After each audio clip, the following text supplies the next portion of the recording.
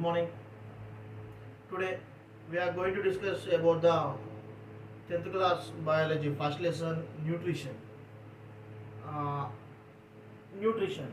We all know that the meaning of nutrition is uh, to take the food into the body of organism.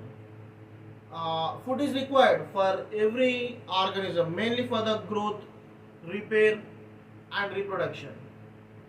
uh, Different types of organisms obtain food in different purposes, different processes.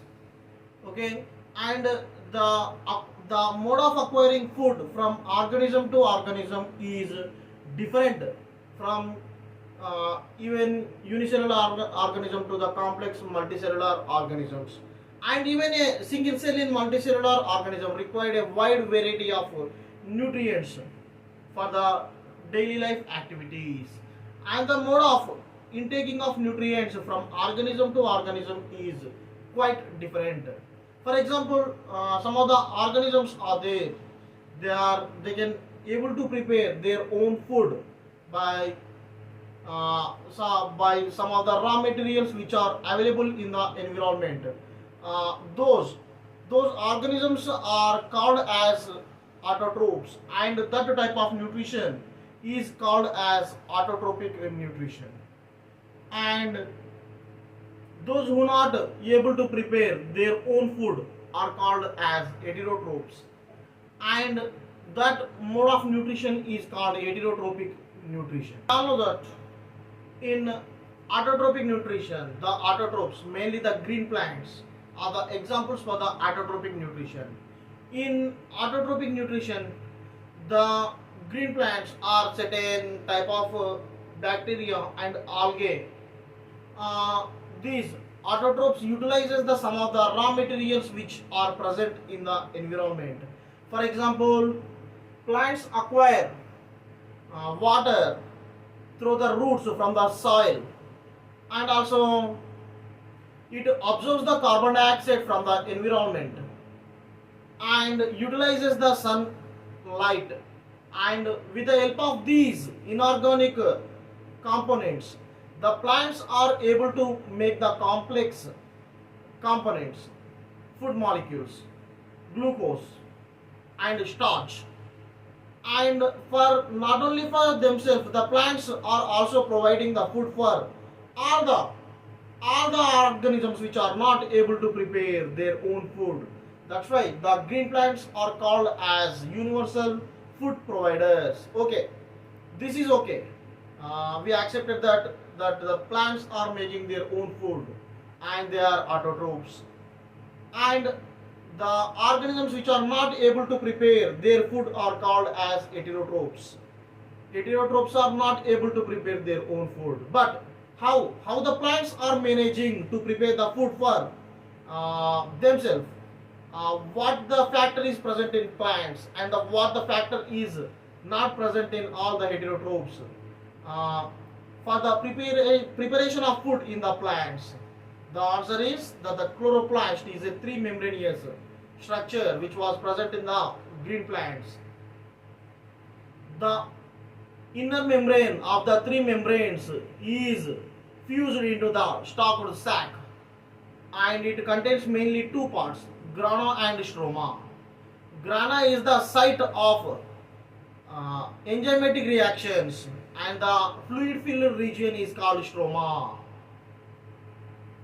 It is the site for the dark reaction, and the process of photosynthesis in the plants is taking place by the mainly two steps, light reaction and dark reaction. Okay, let's discuss about the light reaction. Light reaction, it is also called as light dependent reaction. Why? Because that light reaction involves takes place only in the presence of sunlight. That's why it is also called as light dependent reaction. In this light dependent reaction, first it takes place by the two steps. The first step, very first step is that the Chloroplast is activating after observing the sunlight and it breaking the water molecule into the H plus and OH minus. This process is also called as hydrolysis of water. This was discovered by Robert Hill. Hence, this hydrolysis of water reaction is also called as Hill's reaction. This is what happening in the light reaction. In the light reaction, the chlorophyll is activating after observing the sunlight and it breaking the water molecule into the H plus and OH minus. This reaction is also called as Hill's reaction because it was discovered by Robert Hill. Okay, and after forming of H plus and OH minus, this H plus is observing by the NADP to form NADPH and ATP. These are the two main and final products in the light reaction. Okay, this is the first phase in the mechanism of photosynthesis, and the very next stage is dark reaction. Dark reaction is also called as light independent reaction. This is light independent reaction because of it takes place in the absence of sunlight or in presence of sunlight. It does not require any sunlight, any light source.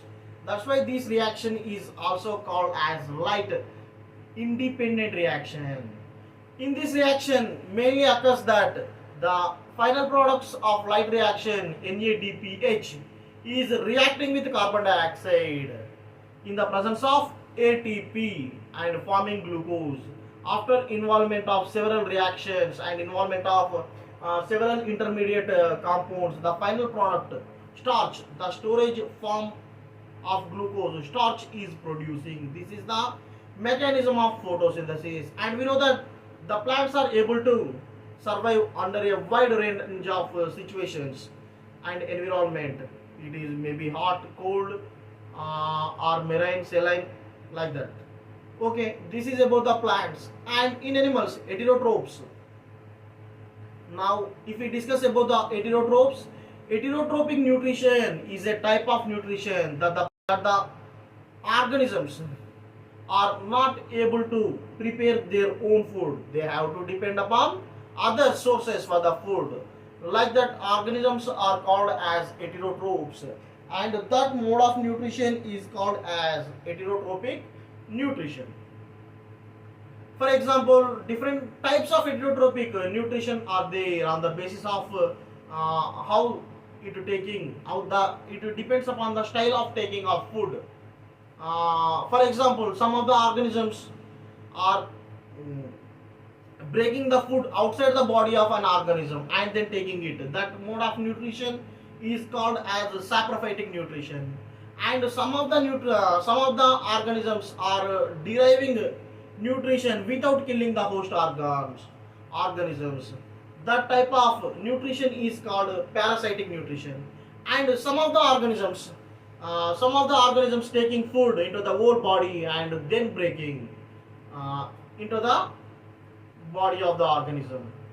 And also the mode of taking food is different from organism to organism. If we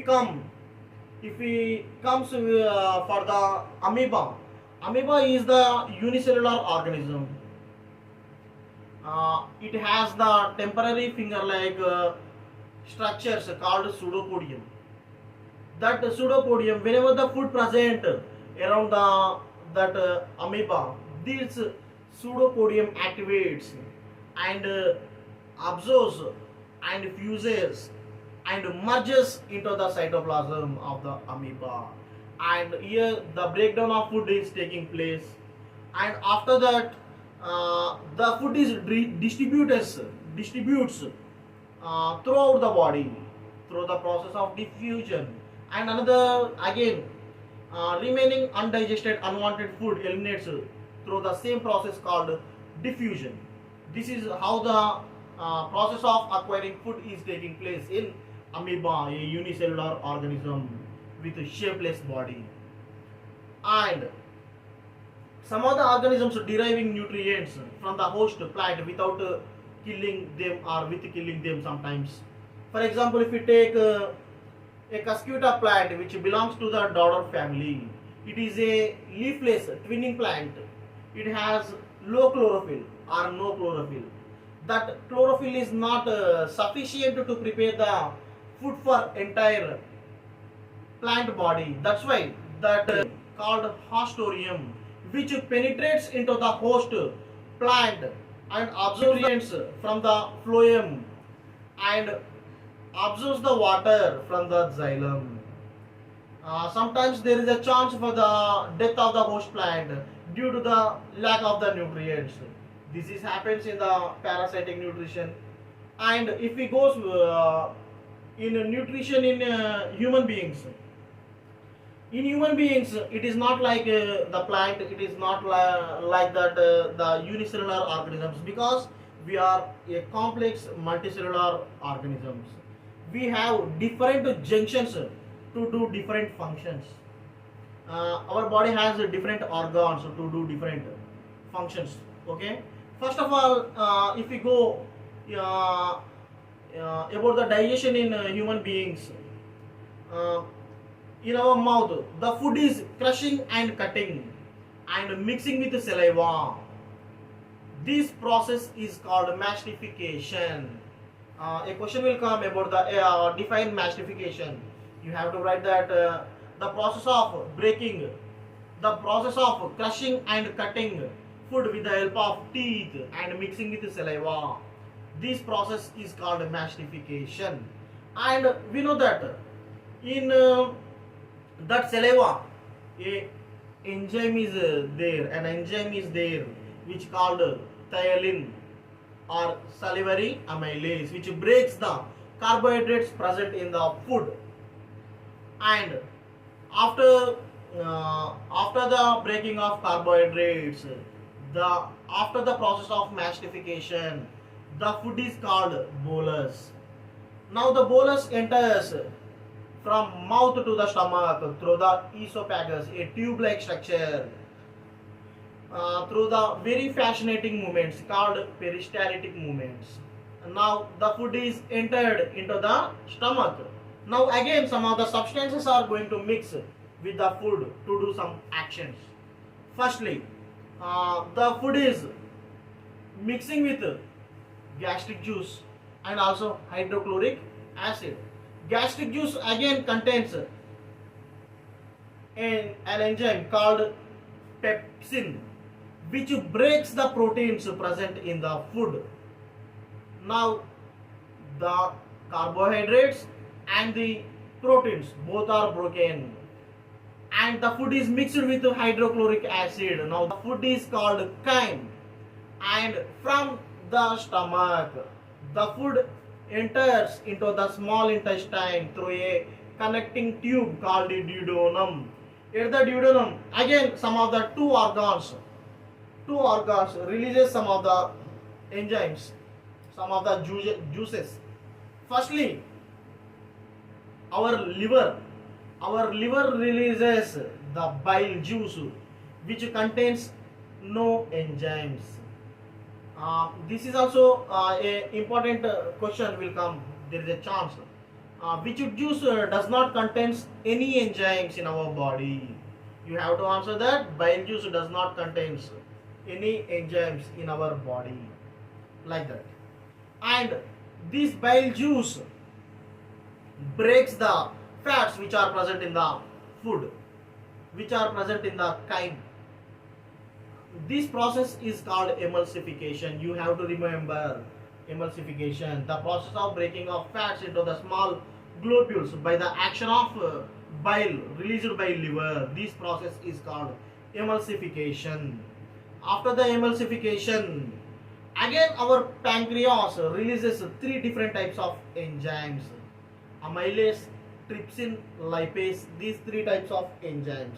Firstly, amylase again carbohydrates into the further simpler substances, and again trypsin again breaks the proteins into the further simpler, and again lipase also has the same function. It again breaks the fats. This is what happening. And again the intestinal walls also releases some of the enzymes peptidases and also sucrase. These two again breaks the fats and proteins which are present in the food. And some of the hair-like structures are there in the small intestine. That small intestine absorbs the maximum food and mixing with the circulatory system and remain undigested. Some of the not all the food, it is not the possible to absorb all the digested food by the small intestine. Some food will maybe not absorbing by our small intestine. That unabsorbed food and also undigested food is passing from the small intestine to the large intestine. Again, some of the large intestine, again some of the useful components, useful substances, again reabsorbing by our large intestine, and this process is going to end here. This year, the unwanted, unabsorbed food is eliminating from the body of an organism. This process is called elimination. Here, I am again repeating that our small intestine contains millions of microscopic hair-like structures called villi or microvilli, which increasing the surface area of the small intestine. These villi or microvillis observing the digested food and mixing with the circulatory system. This is what happening in the digestion of human beings. Okay, and again I have to say that about the malnutrition. So due to the poverty, unemployment and lack of awareness, some of the persons are not taking the balanced diet. We know that balanced diet means taking the, we know that balanced diet means taking the nutrients into the required proportionals into the body. We know that nutrients means carbohydrates, proteins, fats, roughages. These are the nutrients. Okay, and lipids. We have to take these nutrients into the required proportions to for the normal functioning of our body. But due to the unemployment, unawareness, and poverty, due to the lack of knowledge, some of the peoples are not taking the diet balanced. If we not take the balanced diet, some of the consequences we have to face, we may face mainly the diseases which are related to the malnutrition. Malnutrition means the food that we are taking does not contains one or more than one nutrients in required amount or required proportions. The food we are taking that does not containing the nutrients in required proportion leads to the malnutritionous diseases. Some of the diseases are given in your textbook: kwashiorkor, marasmus, and obesity. Kwashiorkor is the disease causes due to the deficiency of proteins in our food, and the symptoms of kwashiorkor disease is very poor development of bones and muscles, and diarrhea, fluffy face. These are the symptoms of kwashiorkor, and this disease is causing due to the deficiency of proteins. And again, malnutritionous disease is marasmus. This disease is causing due to the deficiency of both proteins and calories. It is also same symptoms: fluffy face, lean and weak bones, less muscle development, and fluffy face, accumulation of water in the tissues. And generally, this disease is causing after the very frequent, after the frequency of frequent delivery.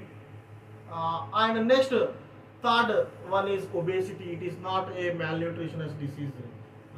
This disease doesn't causing due to the nutrition deficiency. This is overeating disease. Overeating disease.